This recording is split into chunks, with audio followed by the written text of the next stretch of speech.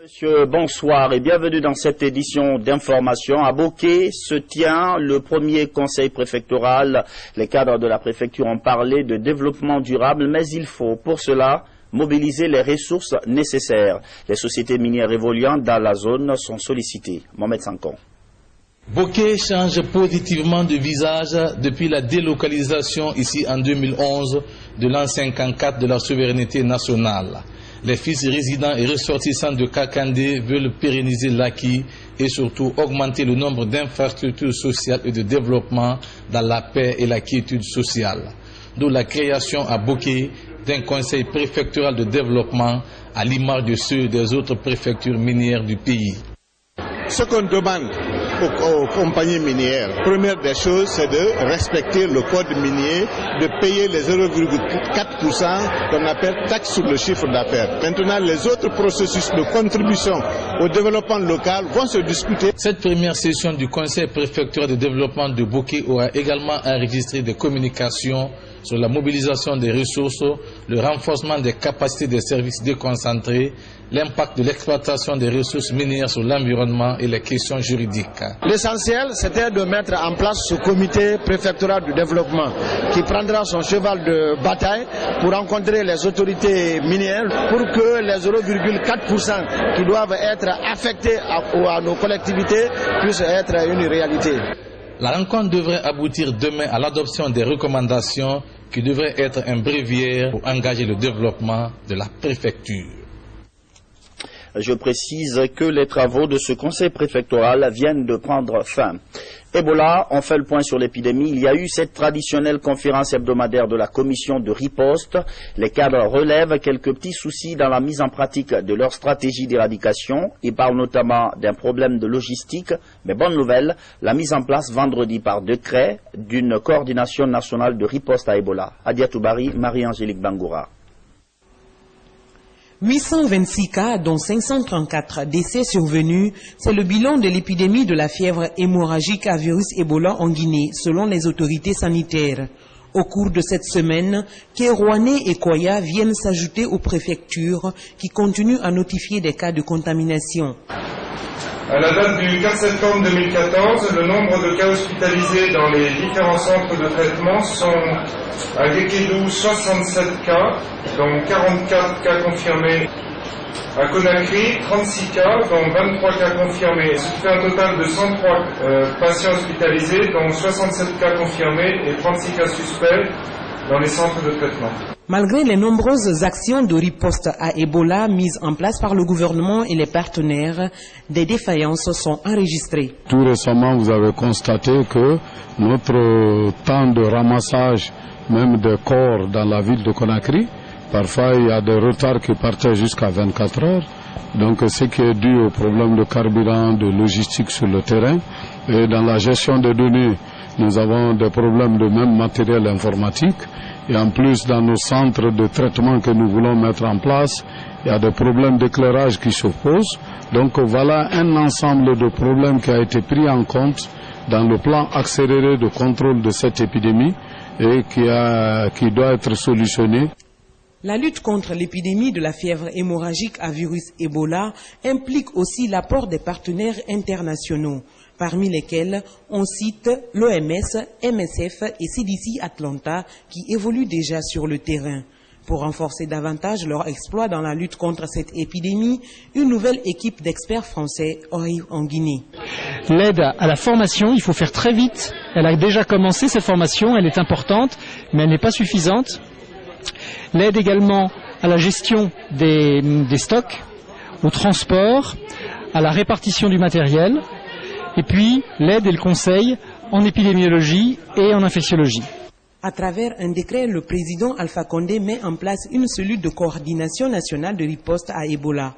Elle a pour mission d'accélérer les mesures de riposte sur le terrain en vue de réduire les risques de propagation de cette maladie. Alors cette situation d'Ebola a quand même un impact non négligeable. La fermeture des frontières, notamment avec le Sénégal, a permis d'inonder les marchés en produits locaux. Une situation vue différemment. Les consommateurs sont aux anges, les commerçants rognent. Les deux tendances dans ce reportage de Fodé Camara.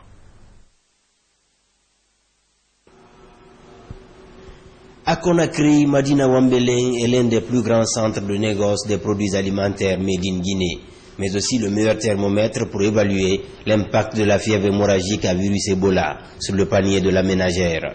Ici, depuis que certains États voisins comme le Sénégal ont décidé de fermer leurs frontières avec la Guinée, le prix de quelques denrées, comme le haricot, est en chute libre. Le prix a baissé. Avant, le kilo se vendait à 25 000, aujourd'hui à 18 000.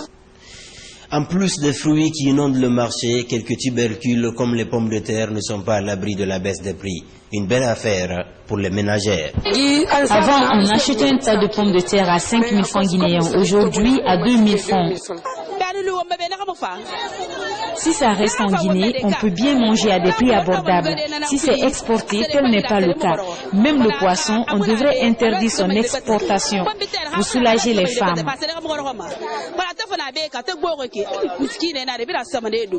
Les vendeuses de pommes de terre ont un avis contraire. Le marché national a du mal à absorber ces pommes de terre du label Belle de Guinée, cultivées principalement à Timbi-Madina. Aujourd'hui, le sac de pommes de terre, on vendait aux 80 000 francs. On a payé au village 75 000 frais. Le frais, le transport, tout, on a perdu un sac à 15 000 francs. 80 000 aujourd'hui le sac de pommes de terre à Madina. Avant c'était combien? Avant on peut gagner à 100 000, 105 000, 110 000, mais aujourd'hui c'est 80 000 francs. Depuis l'annonce de cette maladie, le prix des sacs de pommes de terre est en baisse. Et nous souffrons beaucoup, car c'est avec cette vente que nous parvenons à satisfaire les besoins de nos familles.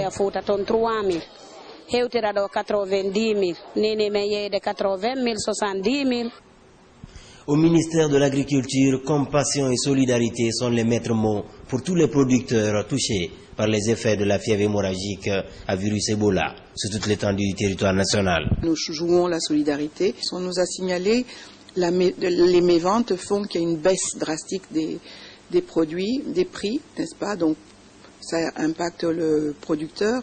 Le consommateur pourrait peut-être éventuellement s'en réjouir lorsqu'on parle des pommes de terre dans les magasins de Conakry.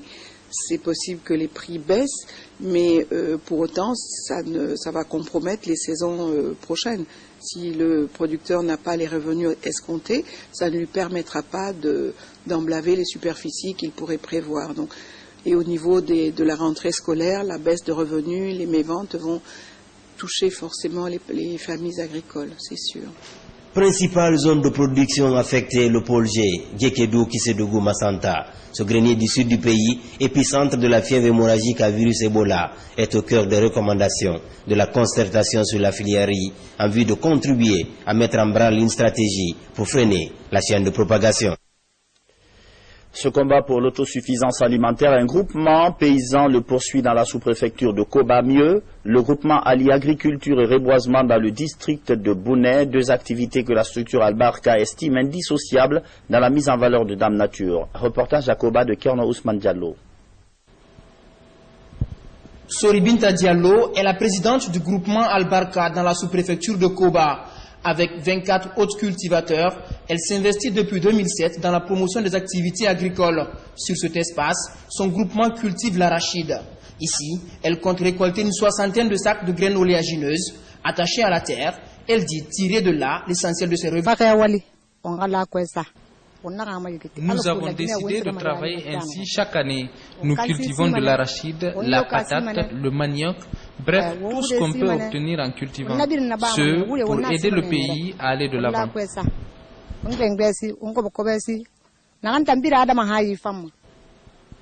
Son courage et ses multiples initiatives dans le domaine agricole lui valent aujourd'hui le soutien du programme d'appui aux communautés villageoises. À l'autre bout de son village, sur 12 hectares, des plants de mélina et d'acacia major ont été reboisés. Ces actions pratiques sur le terrain font aujourd'hui du groupement Albarka un modèle de réussite. La gestion du programme de reboisement est confiée à l'époux de Soribinta, spécialiste des questions environnementales. Nous avons fait le reboisement de 4 hectares à Mélina, 2 hectares en acacia mangium. Ça, c'est pour le groupement. Avec la coopérative, nous avons mis 12 hectares et demi, dont l'acacia mangium, et le mérina et l'Abyssinia au bord de la mer. Le groupement Albarka appartient à la COPALC, coopérative agropastorale L'Enfément de Koba. Elle doit sa réussite en grande partie à cette organisation paysanne, l'une des plus importantes de la sous-préfecture, avec plus de 350 membres. C'est une fierté qui me dépasse et je remercie l'autorité qui est le président de la République qui nous a sensibilisés de faire ces exemples, lutter contre la famine et faire l'autosuffisance alimentaire en République de Guinée. L'agriculture est la principale activité dans la sous-préfecture de Koba. Cette localité est considérée comme un des greniers agricoles du pays et la formation des groupements et coopératives apparaît comme une solution pour booster le développement agricole. Parlons toujours d'agriculture. Un des soucis pour le monde paysan, c'est le charbon bactérien. Il attaque assez rapidement les champs de maïs.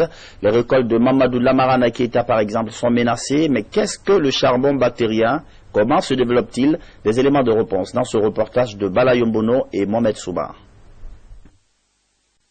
De façon un peu bizarre est cueillie dans ce petit champ appartenant à Mamadou Lamarana Keïta. Le cultivateur qui a du mal à comprendre le phénomène donne une interprétation à la chose. J'ai enlevé le maïs là, j'ai remarqué ces genres de choses, j'ai dit ah ça c'est miraculeux, je ne peux pas griller ça. J'ai gardé pour informer l'opinion nationale pour qu'on sache qu'est-ce que ça veut dire. À l'Institut de recherche agronomique de Guinée, le maïs serait atteint du charbon bactérien, une maladie qui s'attaque aux céréales, mais très peu connue des agriculteurs. Ça s'appelle le charbon bactérien. Elle n'est pas très fréquente, elle n'est pas très répandue, elle n'est pas régulière dans nos cultures. Elle peut attaquer les céréales en général, le riz, le sorgho, le maïs comme vous le voyez maintenant.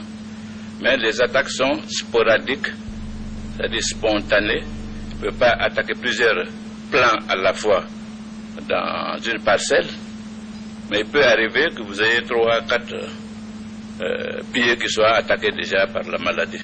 La méconnaissance de cette maladie pourrait susciter d'autres interprétations contraires à la réalité. Il est donc temps de prendre des mesures nécessaires pour éviter sa propagation.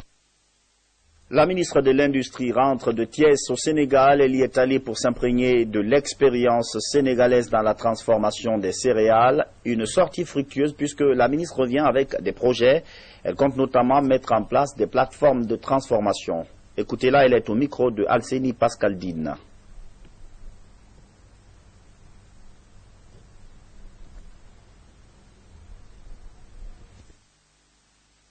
Nous sommes émerveillés par tout ce que nous avons vu et notre conviction renforcée, notre motivation également renforcée de réaliser ces plateformes chez nous.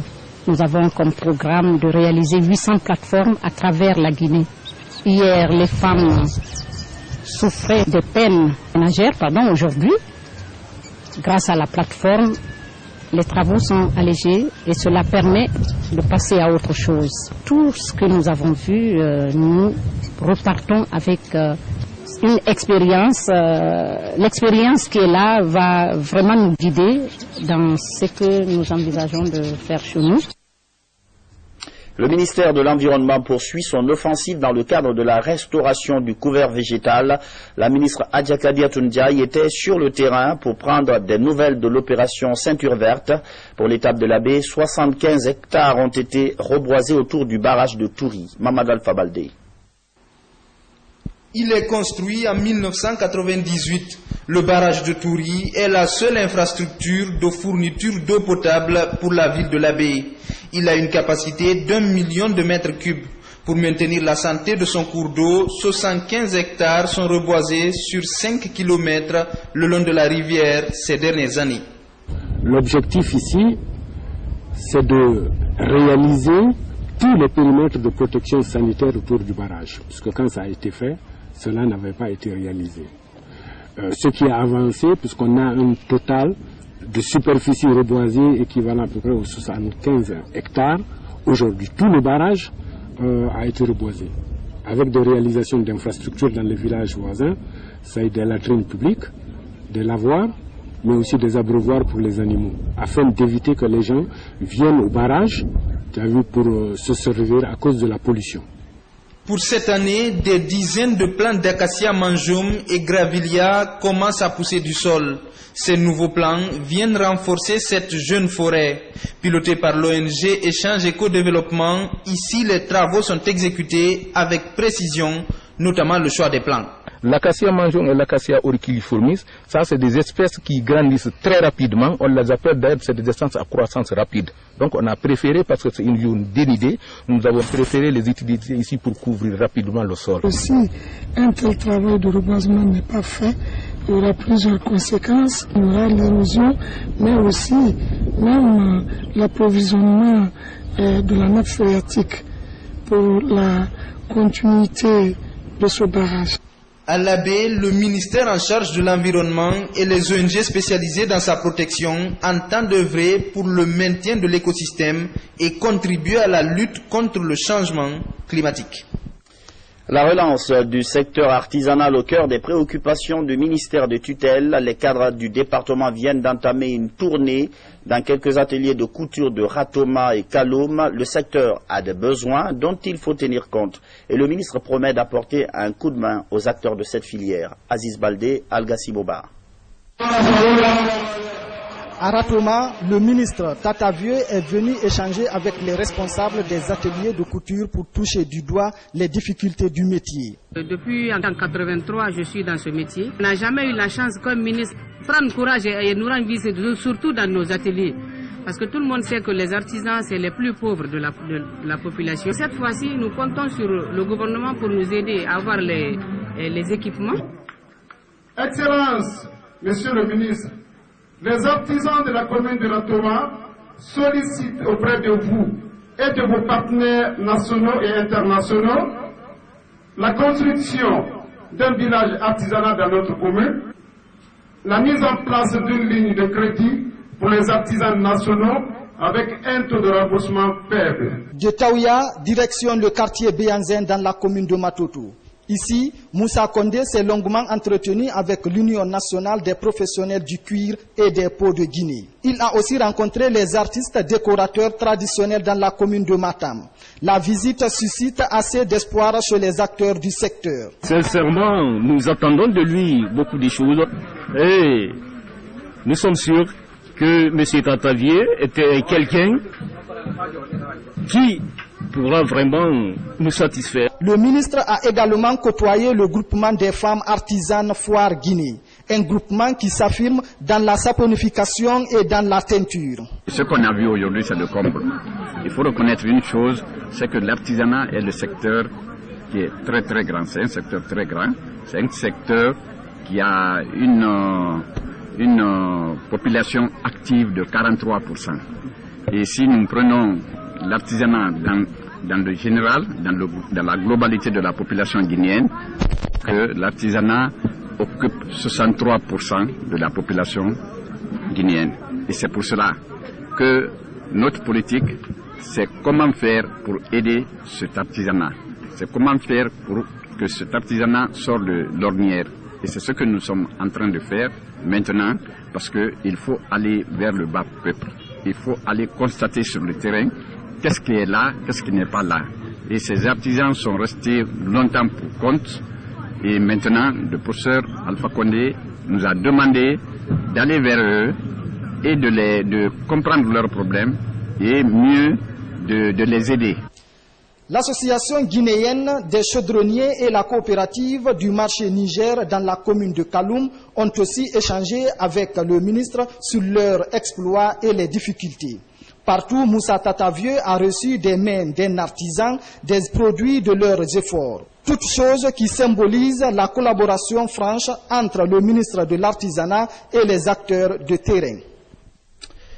On va prendre des nouvelles de la Blue Zone de Kaloum, un véritable succès. 5000 abonnés déjà, beaucoup de jeunes viennent pour le sport, d'autres pour la lecture. Et puis la jeunesse de Kaloum est en train de relever un défi. La Blue Zone est pour l'instant bien entretenue. Mamadou Alpha Baldé. Les étoiles de Boulbiné et Gianni Alpha sur scène à la Blue Zone de Kaloum. Elle célèbre ses 5000 abonnés. Depuis son ouverture au public, la Blue Zone est la cible privilégiée des jeunes de la capitale. Roger Bilivogui est la 5000e personne à avoir sa carte d'abonnement. À partir d'aujourd'hui, moi-même, j'engage pour encourager les jeunes, c'est-à-dire qui n'ont pas l'intention de venir là, de les encourager de venir. Car Blue Zone, c'est tellement bon et c'est un complexe sportif très agréable. Premier du genre en Guinée, la Blue Zone propose divers services à ses abonnés. Plusieurs activités, dont le sport, y sont quotidiennement pratiquées. 5000 abonnés en 2 mois, donc pour nous c'est une joie qu'il y ait 5000 personnes qui s'intéressent déjà à cette Blue Zone. Ils viennent parce que tout simplement on leur donne un cadre sécurisé pour faire du sport, un cadre pour se connecter sur Internet, un cadre pour se rencontrer et ne pas être dans la rue. Avec le succès de cette première Blue Zone de Kaloum, des centres de ce genre devront être ouverts dans les autres communes de Conakry. Objectif, offrir un meilleur cadre de divertissement à la jeunesse guinéenne.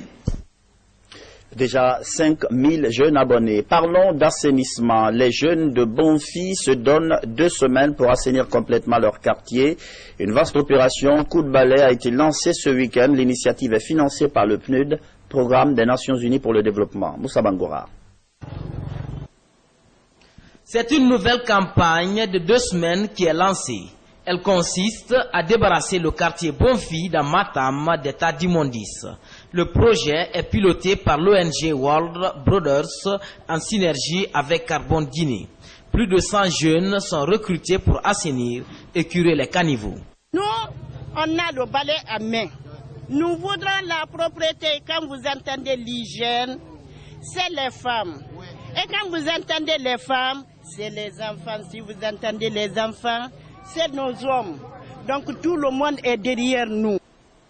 L'hygiène publique est l'affaire de tous, reprend vie ici. Bonfi veut relever le défi en termes de propreté parmi les quartiers de Conakry. Les élus à la base encouragent ces jeunes à respecter les mesures de prévention après le travail. Ensemble, assainissons. Les jeunes de Conakry sont debout. Que de curage, que de nettoyage, que d'embarquement, que de lutte contre la maladie. Et nous vous saluons. Dans cette dynamique, plusieurs maladies liées à l'insalubrité seront vaincues en cette période de grandes pluies. L'opération est financée par le Programme des Nations Unies pour le développement PNUD. Religion pour dire qu'une centaine de fidèles catholiques viennent d'effectuer un pèlerinage international, un exercice qui les a conduits sur les traces de la Vierge Marie, occasion pour ces pèlerins de faire des prières de paix et de bonne santé pour tous les Guinéens. Saint-Martin Francine Adouno. À Lisieux, les pèlerins catholiques de la Guinée découvrent la vie de Sainte Thérèse, de l'Enfant Jésus et de Sainte Face. C'est le 2e lieu de pèlerinage de la France après Lourdes. Chaque année, l'endroit accueille près d'1 million de pèlerins et touristes du monde. Ici, ces marcheurs visitent la chasse de Sainte Thérèse et ils prient en la cathédrale Saint-Pierre où Sainte Thérèse a reçu la grâce de comprendre sa vocation missionnaire. Sainte Thérèse, c'était une petite sainte, mais qui a fait de très grandes choses, qui avait une vie courte, mais elle a rempli sa vie, parce qu'avec des petits mots, vraiment, elle a réussi à propager le bonheur autour d'elle. À l'âge de 4 ans et demi, Sainte Thérèse perd sa mère, son père Martin et ses 4 sœurs vont jouer un rôle important dans son éducation. Ici, Sainte Thérèse a aussitôt décidé d'aller au Carmel en 1888. Le lieu est baptisé monastère des Carmélites. Réussi à intégrer ce milieu, Sainte Thérèse a consacré toute sa vie à Dieu. Malgré la tuberculose qui l'a plongée dans la nuit de la foi, Sainte Thérèse a su affirmer avec passion sa confiance en l'amour miséricordieux de Dieu. Une source d'inspiration pour ces marcheurs qui sont à la suite de la Vierge Marie. Nous sommes invités à suivre le Christ et à témoigner de lui partout où nous sommes. Que par l'intercession de Sainte Thérèse de l'Enfant Jésus, nos intentions puissent trouver grâce aux pieds de Dieu en ce lieu sacré et saint. À sa mort en 1897, Sainte Thérèse lègue au monde le message de confiance et d'amour de Dieu. Les pèlerins catholiques de la Guinée, étant sur le chemin d'espérance et de sainteté, ont prié pour la paix, l'unité nationale et la prospérité du pays. Sport enfin pour signaler que le handball guinéen aussi a ses professionnels désormais, deux jeunes dames, Maïmouna Sissé et Fatoumata Souma, pas très connues. Elles viennent de signer en France au sein du club Mantes-la-Jolie. C'est ce week-end qu'elles ont regagné Paris pour la reprise du championnat. Mais qui sont-elles? Suivez ce reportage d'Ibrahima Souri Fofana.